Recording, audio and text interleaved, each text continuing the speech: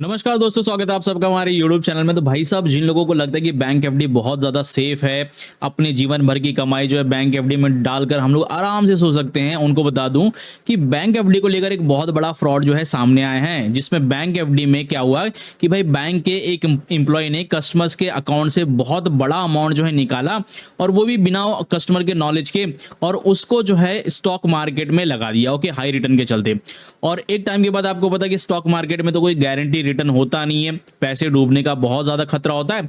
और यहां पर क्या हुआ कि भाई सारे पैसे डूब गए, और एक टाइम के बाद जब जो है कस्टमर को उनका जो पैसा है उनके अकाउंट में नहीं शो कर रहा था, तो यहां पर ये स्कैम पूरा का पूरा एक्सपोज हुआ। ओके, अब इसमें बेसिकली हुआ क्या है, तो बेसिकली आपको पता कि हर बैंक के अंदर जो है एक रिलेशनशिप मैनेजर होता है। रिलेशनशिप मैनेजर होता है जो कस्टमर के बिहाफ में उनके सारे अकाउंट जो है मैनेज करता है। उनके पास सारी जो है अथॉरिटी होती है, कस्टमर का पूरा डॉक्यूमेंट होता है, साथ ही साथ जो है कौन सा मोबाइल नंबर है, ओटीपी कहां पर जाती है, सारी इंफॉर्मेशन होती है। और भाई इस बैंक एम्प्लॉय ने बहुत ही स्मार्टली तरीके से वो सारी चीजों को जो है मैनेज किया। मतलब ओटीपी, जो मोबाइल नंबर है उसका ओटीपी वाला, उसको चेंज कर दिया अपने फ्रेंड के नाम पर, उसके रिलेटिव के नाम पर। दूसरी जो चीज है कि भाई कस्टमर्स के जो डॉक्यूमेंट थे, ओके, उस डॉक्यूमेंट का यूज करके बैंक एफडी से तो पैसे निकाले ही, साथ ही साथ जो है उस डॉक्यूमेंट का यूज करके जो है पर्सनल लोन भी लिया, ओवरड्राफ्ट की फैसिलिटी भी यूज की, और वो सारा पैसा जो है स्टॉक मार्केट में लगाकर डुबा दिया। ओके, तो ये स्कैम हुआ कैसे है, ये एक्सपोज कैसे हुआ, उसके बारे में बात करेंगे। साथ ही साथ जो है क्या बैंक एफडी में आपका पैसा सच में सेफ है, क्योंकि अगर मैं बात करूं तो भाई बैंक एफडी में कैसा होता है कि आप जितना भी अमाउंट डाल लो, अगर आपने 10 लाख रुपए डाला है या 15 लाख रुपए डाला है, और कल के दिन बैंक कोलैप्स कर जाती है, तो ये आपके जो है 10 लाख पूरे नहीं मिलने वाले। ओके, इसका कुछ अमाउंट ही आपको मिलेगा। अगर आपने जो 1 करोड़ रुपए बैंक एफडी के अंदर डाल के रखा हुआ है, तो भाई 1 करोड़ में से आप समझ लो कि आपका जो है 90% से ज्यादा का पैसा जो है डूब जाएगा, और बैंक उसको नहीं देने वाली अगर बैंक्स कोलैप्स होती है तो। ओके, तो इसीलिए जो हम लोग बैंक एफडी को इतना सेफ मानते हैं, इतना जो है सिक्योर मानते हैं, वो एक्चुअल में उतनी सेफ है ही नहीं। पहले इस केस स्टडी को समझते हैं कि भाई एक्चुअल में हुआ क्या, कैसे बैंक एम्प्लॉय ने पैसे निकाल लिए हैं, किस किस मेथड का यूज करके, और आपको कौन सी गलती नहीं करनी है। अगर आपका जो है आपने बैंक एफडी में पैसा डालकर रखा हुआ है, बड़ा अमाउंट है, तो आपको कौन सी गलती नहीं करनी है, उसके बारे में बात करेंगे। ओके, तो यहां पर ये जो सारा स्कैम हुआ है लगभग 2020 से लेकर 2023 तक हुआ है। ओके, 3 साल के अंदर ये सारा का सारा स्कैम हुआ, लेकिन 2025 में जाकर ये स्कैम एक्सपोज हुआ लास्ट मंथ में। ओके, अब इसमें क्या हुआ कि बैंक के एक ऑफिशियल्स ने क्या किया है कि एफडी जो फिक्स डिपॉजिट होता है उसमें से बहुत सारा पैसा निकाला, स्टोल किया, बेसिकली देखोगे तो चुराया, क्योंकि कस्टमर को पता ही नहीं था कि पैसा कहां गया। तो यहां पर जो है एफडी से बहुत सारा पैसा चुराया, और उसको जो है हाई रिटर्न के लालच में क्या किया, स्टॉक मार्केट में इन्वेस्ट कर दिया। ओके, अब यहां पर जो है ये कौन थी, तो बेसिकली इनका नाम है साक्षी गुप्ता, और ये आईसीआईसीआई बैंक की एम्प्लॉय हैं, और ये आईसीआईसीआई बैंक के अंदर जो है एज अ रिलेशनशिप मैनेजर जो काम करती थी। यहां पर अगर हम लोग बात करें तो ये इन्होंने पिछले 3 साल के अंदर 2020 से लेकर 2023 तक लगभग जो है 41 कस्टमर्स के 41 कस्टमर्स के अकाउंट से पैसे निकाले हैं, उनके डॉक्यूमेंट का यूज किया है, उनके नाम पर जो है यहां पर क्या है फ्रॉड जो है, बेसिकली जो है फेक लोन भी लिए थे, और ओवरड्राफ्ट की फैसिलिटी भी यूज की थी। ओके, अब यहां पर क्या हुआ कि लगभग जो टोटल अमाउंट है देखोगे तो लगभग 4.5 करोड़ रुपए निकाले हैं। अब यहां पर जो है 4.5 करोड़ रुपए में से कुछ अमाउंट जो है बैंक एफडी से निकाला गया है, कुछ अमाउंट जो है ओवरड्राफ्ट फैसिलिटी का यूज किया गया, कुछ पैसा जो है पर्सनल लोन्स के रूप में लिया गया है। ओके, और लगभग 110 41 कस्टमर्स का जो है लगभग 110 अकाउंट, क्योंकि देखो बैंक का क्या होता है कि जो सीनियर सिटीजन होते हैं ज्यादातर जो है वो हर जगह मतलब जो है अकाउंट ओपन नहीं करवाते।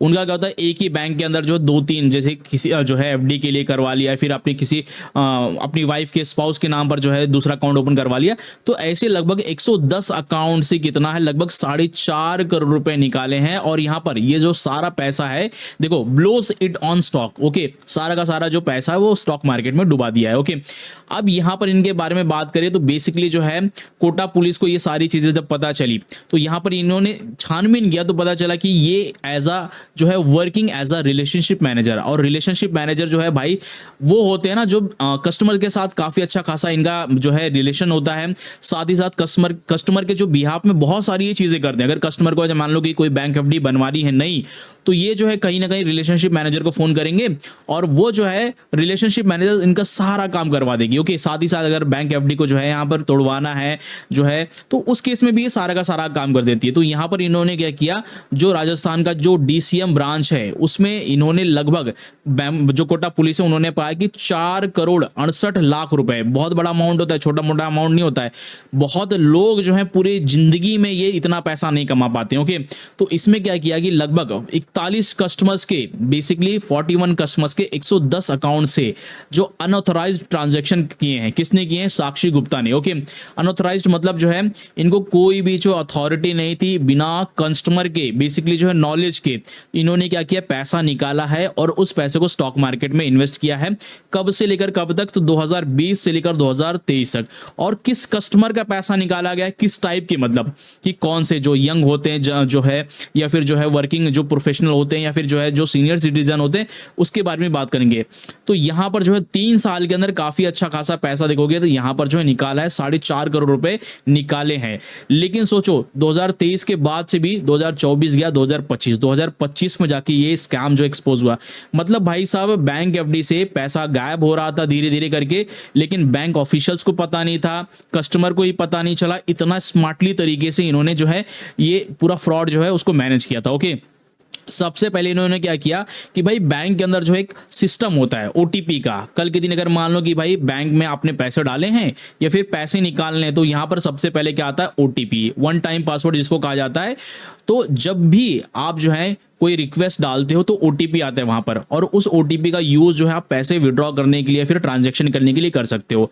और ये ओटीपी कहीं ना कहीं उसी नंबर पर आएगा जो नंबर जो है जो बैंक अकाउंट है उससे लिंक्ड होगा। ओके, तो यहां पर इन्होंने क्या किया, पहले तो जो कस्टमर है उसको पता ना चले, तो इन्होंने क्या किया, पूरा का पूरा जो डिटेल है वो उसको मैनिपुलेट किया। डिटेल मतलब इन्होंने क्या किया, जो कस्टमर का जो मोबाइल नंबर है वो चेंज कर दिया। बहुत सारे, मतलब सोचो 110 अकाउंट के जो नंबर है इन्होंने, देखो सेवरल अकाउंट है ना, मेंशन है, 110 अकाउंट्स के नंबर जो है इन्होंने चेंज कर दिए थे। और यहां पर किससे किए इन्होंने, यहां पर इन्होंने किया कि जो रिलेटिव्स होते हैं, जो फ्रेंड एंड फैमिलीज होते हैं, उनके नंबर पर डाल दिया। तो कल के दिन अगर मान लो कि ये पैसा निकालती है, क्योंकि 4.5 करोड़ रुपए जो है यहां पर रखा गया था, निकाला गया था, तो ऐसा थोड़ी हुआ कि भाई 2-2 4-4 हजार रुपए निकाले, नहीं भाई। लॉन्ग टर्म के हिसाब से अगर मैं बात करूं, 2 लाख 3 लाख 5 लाख 10 लाख, जिस अकाउंट्स में जितना पैसा होगा सारा का सारा खाली कर दिया गया था। और जब जब पैसा निकाला जा रहा था तो कस्टमर को ओटीपी जाने की जगह यहां पर क्या है, इनके फ्रेंड्स, फैमिली या रिलेटिव को जा रहा था पूरा का पूरा, जो है कि भाई इस अकाउंट से जो है 10 लाख रुपए निकाले गए हैं, इस अकाउंट से 5 लाख रुपए निकाले गए हैं। तो इन्होंने क्या किया कि जो ओटीपी है वो सबसे पहले चेंज कर दिया। ओके, तो यहां पर कस्टमर के अकाउंट से पैसे निकल रहे हो, पता भी नहीं चल रहा है। और ज्यादातर इन्होंने क्या किया कि जो सीनियर सिटीजन होते हैं, मतलब जो है जिनकी एज काफी ज्यादा हो गई है, 50-60 साल 55 साल, जो कि 70 साल चल रही है। ओके, सीनियर सिटीजन ज्यादातर जो है बैंक एफडी करवाते हैं, क्योंकि देखो उस टाइम के अंदर जो है लोगों को जो है हाई रिटर्न नहीं चाहिए होता है, सेफ रिटर्न चाहिए होता है। और बहुत सारे बैंक क्या करते हैं कि भाई जो कस्टमर होते हैं, जो सीनियर सिटीजन कस्टमर होते हैं, उनको काफी अच्छा खासा जो है इंटरेस्ट भी प्रोवाइड करते हैं। बहुत सारे बैंक आज के टाइम पर जो है नॉर्मल केस में, जो नॉर्मल एफडी होती है, उनको 6% 6.25% तक का जो है ब्याज देते हैं, लेकिन सीनियर सिटीजन को 7.25% या 8% का ऐसा जो है इंटरेस्ट रेट देते हैं। तो जो सीनियर सिटीजन है ना, वो क्या करते हैं, अपना पैसा जो अच्छा खासा पैसा जो है बैंक एफडी में डाल देते हैं। और जो सीनियर सिटीजन होते हैं वो ज्यादा जो है कहीं ना कहीं आज भी जो है टेक्नोलॉजी पर उतना ज्यादा डिपेंडेंट नहीं है, उनको पता ही नहीं कि भाई क्या हो रहा है क्या नहीं हो रहा है। अगर उनको कुछ काम है तो बैंक में जाकर जो अपना काम करवा लेते हैं। ओके, ना कि कोई ऑनलाइन ट्रांजेक्शन करते हैं। तो यहाँ पर जो है जब उनके अकाउंट से पैसा निकाला जा रहा था तो यहाँ पर ओटीपी जा ही नहीं रहा था, कोई नोटिफिकेशन जा ही नहीं रही थी, तो भाई उनको पता ही नहीं चला, 3-4 साल के अंदर पता ही नहीं चला। दूसरी जो चीज है कि भाई इन्होंने क्या किया, देखो, she systematically transfer funds some time using the account of an elderly woman who had no knowledge of the activity as a pool account। तो यहां पर क्या किया, मल्टीपल, यहां पर क्या किया, मान लो कि एक जो है किसी सीनियर सिटीजन का अकाउंट है। ओके, और यहां पर जो है मल्टीपल अकाउंट है, मतलब जो है 20-30 अकाउंट है यहां पर, छोटे छोटे। तो किसी के अकाउंट से जो है 1 लाख रुपए निकालकर जो है इस अकाउंट में डाल दिया, फिर 2 लाख रुपए, 50,000, 40,000, ऐसे करते करते ना छोटा छोटा अमाउंट या फिर बड़ा बड़ा अमाउंट जो है निकालकर एक ही अकाउंट के अंदर, जिसको जो है पूल अकाउंट कहा जाता है, मतलब 20-30 अकाउंट का पैसा निकालकर पहले जो है दूसरे किसी जो बेसिकली कस्टमर है उनके अकाउंट में ट्रांसफर किया गया था। और बाद में जो है उस पैसे को जो है चुपचाप जो है ओटीपी की मदद से जो है निकाल लिया और स्टॉक मार्केट में डाल लिया। तो यहाँ पर जो बेसिकली पूल सिस्टम का यूज किया गया है, थोड़ा थोड़ा पैसा जो है डायरेक्ट निकालने की जगह इन्होंने क्या किया, पहले जो है 10-20 अकाउंट का पैसा जो है एक अकाउंट में ट्रांसफर कर दिया और यहाँ पर जो है बाद में उस पैसे को निकाल लिया। ओके, अब इसमें क्या हुआ कि भाई जब इनको पता चला, देखो यहाँ पर दूसरी जो चीज है कि भाई पैसा जो एफडी का पैसा वो तो निकाला, साथ ही साथ जो है यहाँ पर ओवरड्राफ्ट की फैसिलिटी भी यूज की। अब ओवरड्राफ्ट क्या होता है, देखो बहुत से लोगों को नहीं पता ओवरड्राफ्ट क्या होता है। तो यहाँ पर क्या है कि अगर मान लो कि आपने किसी बैंक में जो है एफडी खोल के रखा हुआ है, फिर अकाउंट है आपका और काफी अच्छा खासा आप पैसा जो है इन्वेस्ट करते हो, डालते हो, डाल के रखा हुआ है आपने, तो यहाँ पर क्या है बैंक आपको जो है ओवरड्राफ्ट की फैसिलिटी देती है।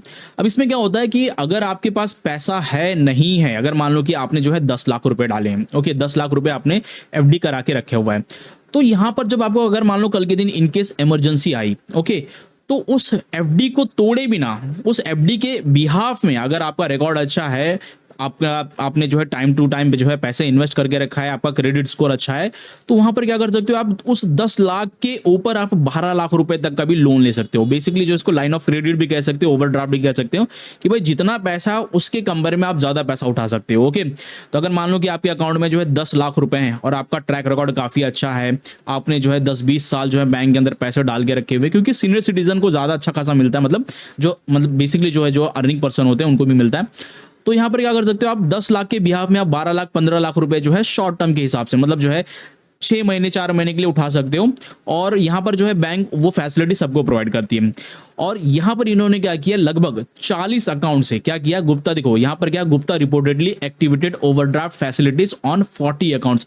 40 अकाउंट पर, जो अकाउंट में पैसा था उसके बिहाफ में 40 अकाउंट के ऊपर इन्होंने जो ओवरड्राफ्ट की फैसिलिटी यूज की। और साथ ही साथ अगर आप देखोगे तो यहां पर जो है लगभग क्या है, without the consent of the account holder and prematurely closed fixed deposit of 31 customers. 31 customers का जो एफडी है टाइम से पहले ही जो है बंद करवा दिया, क्योंकि इनके पास पूरी अथॉरिटी थी, रिलेशनशिप मैनेजर थे ये बैंक की। तो इन्होंने क्या 31 कस्टमर का जो है बैंक एफडी जो है बंद करवा दिया और सारा का सारा पैसा निकाल लिया। और लगभग देखो तो 1,34,00,000 रुपए जो है 31 कस्टमर से जो है निकाले गए। ओके, और ये जो ओवरड्राफ्ट की फैसिलिटी है उसका तो यूज किया ही किया है। साथ ही साथ अगर आप देखोगे तो यहाँ पर जो है जो कस्टमर्स के डॉक्यूमेंट होते हैं, ओके, उसका भी यूज बहुत स्मार्टली तरीके से यूज किया। देखो, she also disbursed a fraudulent personal loan. यहां पर क्या किया, खुद ही जो लोन अप्रूव किया कि कस्टमर्स का जो है डॉक्यूमेंट निकाला, उसके ऊपर पर्सनल लोन उठाया। ओके, यहां पर देखो लगभग 3,40,000 का। And misuse debit card pins and OTPs to carry out online and ATM transaction. तो यहां पर जो बेसिकली जो एटीएम कार्ड होता है, डेबिट कार्ड मतलब होता है एटीएम कार्ड, तो जो एटीएम कार्ड होता है उसका पिन वगैरह जो है ओटीपी वगैरह, क्योंकि देखो जाहिर सी बात है कि भाई जब कस्टमर का आपको पता है कि मोबाइल नंबर क्या है और आपके पास अथॉरिटी है कि आप मोबाइल नंबर चेंज कर सकते हो, तो आपने जो है उसका मोबाइल नंबर भी चेंज कर दिया, जो पिन वगैरह है उसको भी चेंज कर लिया आपने, जो है क्या किया, एटीएम से जो है कहीं ना कहीं नया डेबिट कार्ड जनरेट करवा कर, क्योंकि बैंक में आप काम कर रहे हो तो आपने जो है नया एटीएम डेबिट कार्ड जनरेट करवाया और उस डेबिट कार्ड का यूज जो है क्या उसने क्या कर दिया, एटीएम से पैसे निकालने के लिए कर लिया। ओके, अब यहां पर क्या हुआ कि, और ये जो सारा पैसा है वो कहीं जो निकाला गया है 4.5 करोड़ रुपए, ये पूरा पैसा जो है इन्होंने बताया कि स्टॉक मार्केट में लगा दिया हाई रिटर्न के चलते।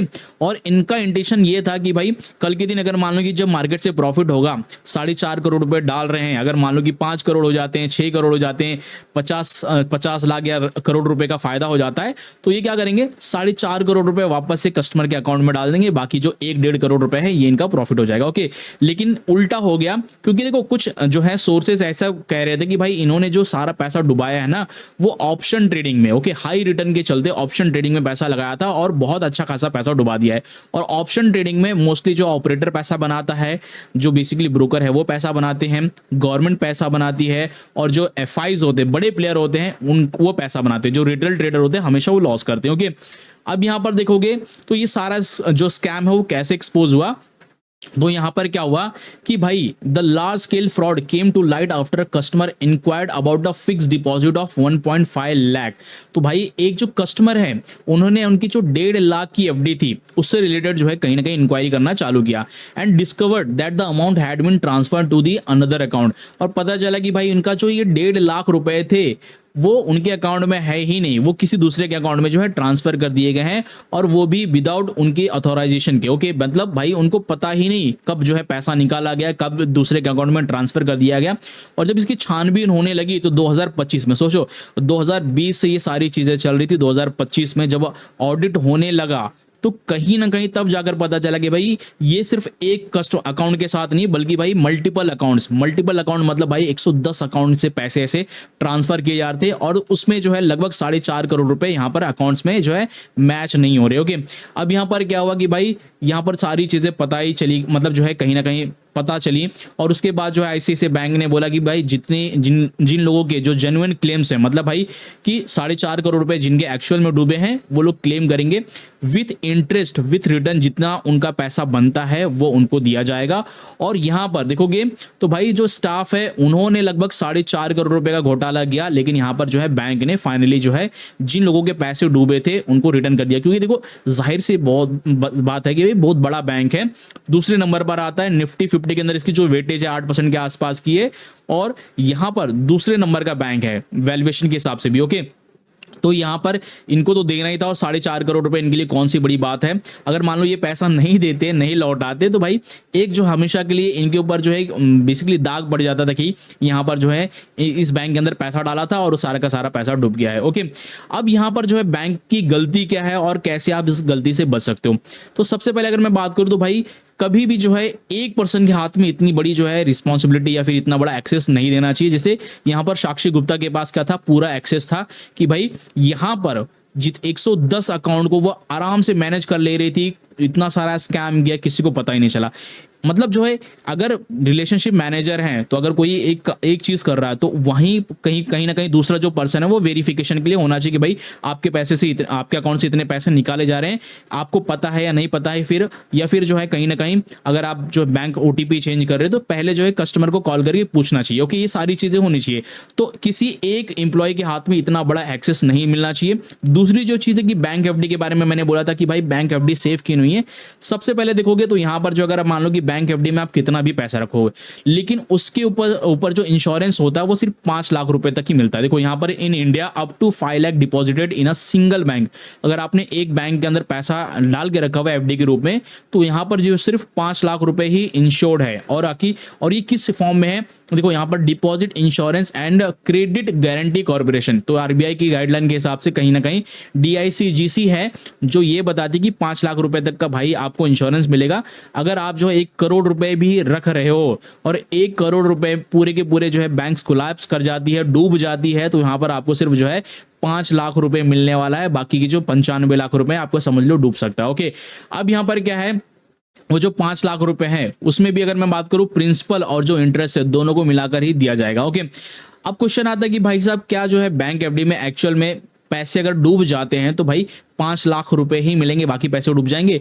तो देखो भाई आरबीआई जो है वो कहीं ना कहीं ये नहीं चाहती कि जो लोगों का भरोसा है वो बैंकिंग सिस्टम से उठे। तो जब भी कोई बैंक ऐसी कोलैप्स करने की नौबत पर आती है या फिर जो है कुछ होता है बैंक्स के अंदर, तो वहां पर आरबीआई बढ़ चढ़कर आगे आती है, बैंक को पैसे देती है, बचाती है कहीं ना कहीं, ताकि बैंकिंग सिस्टम पर जो लोगों का भरोसा वो बना रहे। ओके, और बहुत केस देख लो, अगर आप लोग पीएनबी का देख लो भाई साहब, यहाँ पर जो यस बैंक का देख लो, डूबते डूबते बैंक को बचाने की कोशिश की है। ओके, तो भाई उतना ज्यादा जो है रिस्क नहीं है, लेकिन फिर भी कहीं ना कहीं आपको अपना जो पूरा पैसा है एक जगह नहीं रखना चाहिए। आप डेट, अगर आपको जो है बैंक एफडी पसंद है, सेफ रिटर्न पसंद है, तो यहाँ पर डेट फंड के अंदर डाल लो भाई, वो भी पैसा जो है कहीं ना कहीं सेफ रखती है, मतलब जो है रिस्की नहीं होता है। 7 से 8% का जो है आपको कहीं ना कहीं पैसा मिलेगा, क्योंकि वो पैसा आपका बॉन्ड में जाने वाला है, बॉन्ड में इन्वेस्ट करते हैं। ओके, तो यहाँ पर आप जो है कभी भी एक ही जगह पैसा मत रखो, मल्टीपल जो है बेसिकली जो है थोड़ा सा अपना जो पोर्टफोलियो है वो डाइवर्सिफाइड करो। ओके, तो इस केस स्टडी से आप समझ सकते हो कि भाई किस तरीके से जो है